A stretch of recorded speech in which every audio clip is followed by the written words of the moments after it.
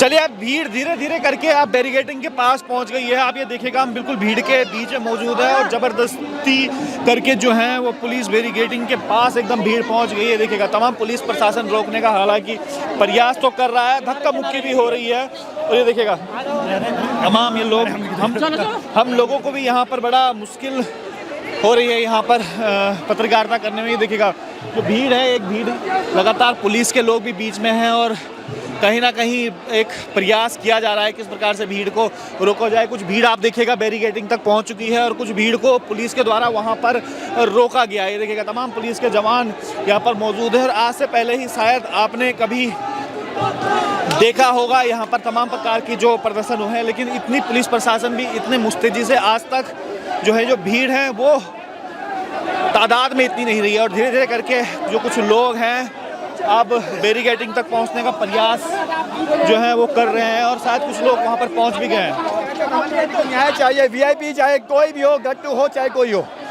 उसको कानून के कटघरे में खड़ा कीजिए। आपके लाठी डंडों से हम डरने वाले नहीं हैं। कितनी फोर्स बुला दीजिए। हमारे अंदर एक टीस है, हमारी बहन को न्याय क्यों नहीं मिल रहा? क्यों वो वीआईपी को बचाया जा रहा है? क्यों बचा रहे हैं आप उस वीआईपी को? मुझे बताइए। क्योंकि आपका अपना नेता है, आपका अपना नेता इसलिए बचा रहे हो। हम बर्दाश्त नहीं करेंगे।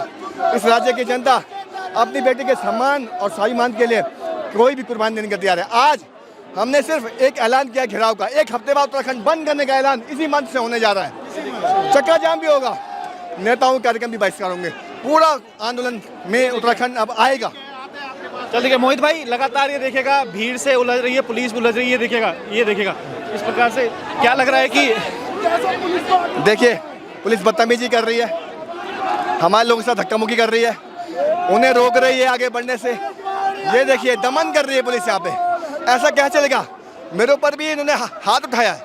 मैंने कहा मैं इस मूवमेंट को आगे बढ़ा रहा हूँ, हमने कॉल दिया, आप कैसे कर सकते हैं? डंडे चला रहे हैं।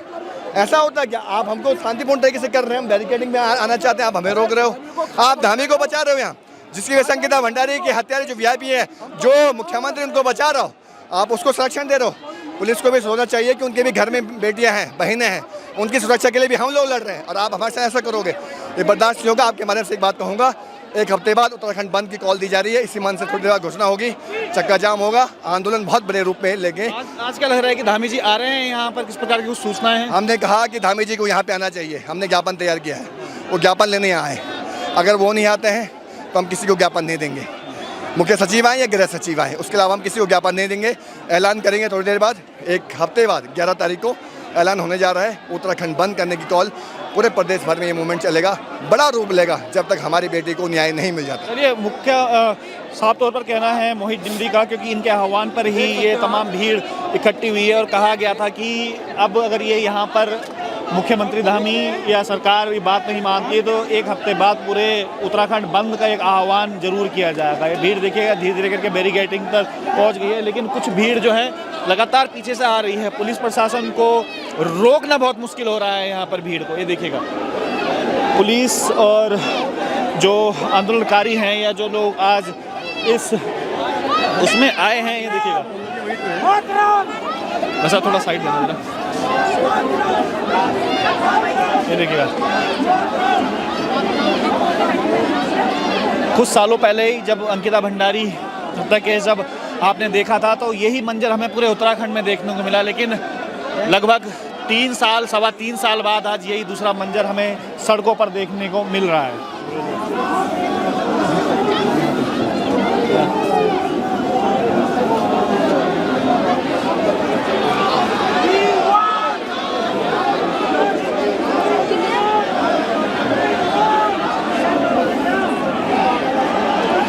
चलिए बैरिकेडिंग के ऊपर से आपको कुछ विजुअल दिखाने की कोशिश कर रहे हैं। ये देखिएगा तमाम भीड़, आप ये देखिएगा किस प्रकार से बैरिकेडिंग तक अब पहुंच चुकी है, क्योंकि पुलिस प्रशासन ने हालांकि रोकने का प्रयास शुरुआत में किया था, लेकिन अब कुछ लोग बैरिकेडिंग तक पहुंच चुके हैं और लगातार बैरिकेडिंग को खींचने का जरूर प्रयास कर रहे हैं। और एक व्यक्ति हमें जरूर यहाँ पर आगे देखने को जरूर मिल जाएंगे, हमेशा जो रहते ही हैं मास्टर जी।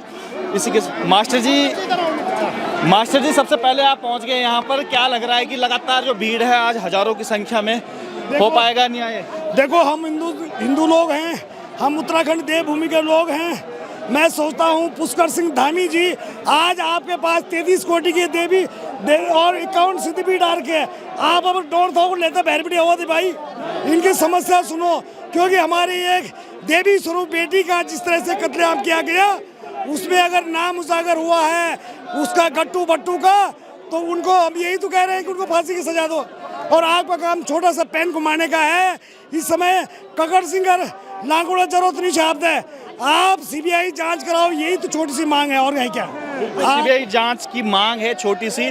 और मास्टर जी कहीं ना कहीं सबसे आगे हर आंदोलन में देखने को जरूर मिल जाते हैं, पर आप ये भीड़ देखिएगा, ये भीड़ कुछ कहती है, क्योंकि ये इतिहास में पहली दफ़ा नहीं हुआ है। इससे पहले जब हमने अंकिता भंडारी हत्या केस के बारे में देखा था, उस समय भी इतनी ही भीड़ थी, लेकिन इस भीड़ को आखिर मिला क्या? 3.5 साल बाद दोबारा से आज उसी मांग को लेकर आज सड़कों पर है।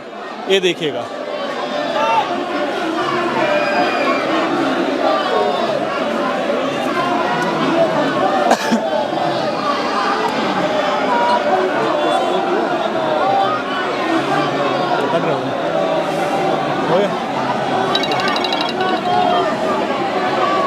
दोनों पैरा के एक उसमें होगा, पीछे वाले में वो नहीं है ना, पीछे वाले में फिटिंग नहीं है। अरे थोड़ा सा बस